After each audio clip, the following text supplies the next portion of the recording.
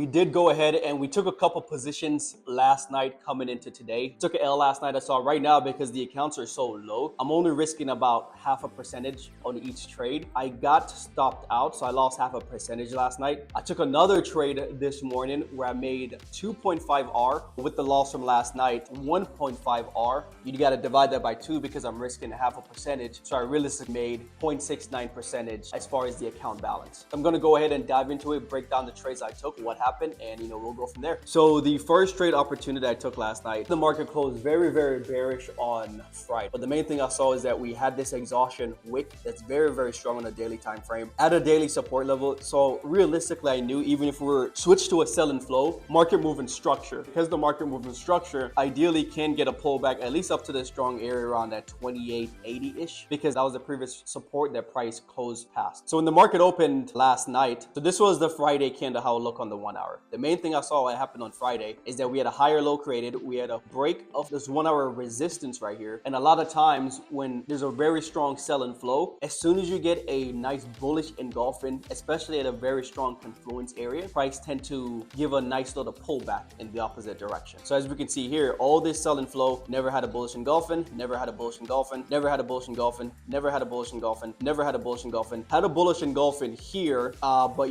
had this wick to the top right here, so it's not as strong. Versus this one, there's not really much wick. It's a very strong 1 hour bullish body that closed to form that bullish engulfing. So I knew we had momentum.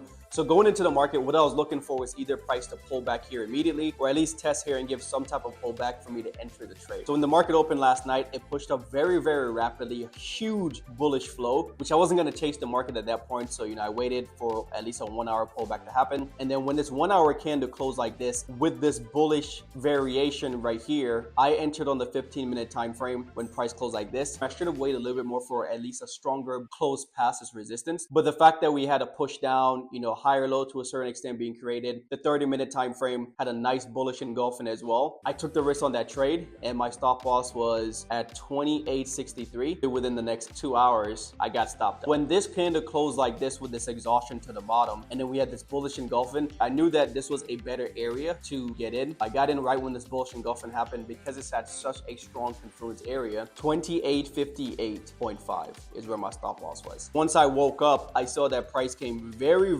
close right here, 2858.78. So literally about 2 pips away from stopping me out. And I saw this and I knew that we were back in action, we were back in business. I kind of just let the market play out for a while. 2885 was the main area I was aiming for, because if it got to 2885, so it gave me a 1 to 3 minus the 1% loss, it would have been a 2R that I would have got overall for the day, which you divide that by 2, that would have been a 1% gain since I'm risking half a percentage. When price got in this area, it was at 2882-ish, kept willy-daggling for a little bit of time. If you go to the 4 hour, it's some level of a confluence right here. We're very close to that target anyways. We're about 20 pips away. I closed the position there, but the 300K challenge is back at 7.54. So back in that orangish zone right there. The funded account is back at, instead of 9.63, it's at 9.15. So give us a little bit more cushion to willy daggle with that 100K. Funded is back at 7.17 for Blue Guardian, 7.73 back at that orange zone. The other phase 2 with Blue Guardian is at 7.65.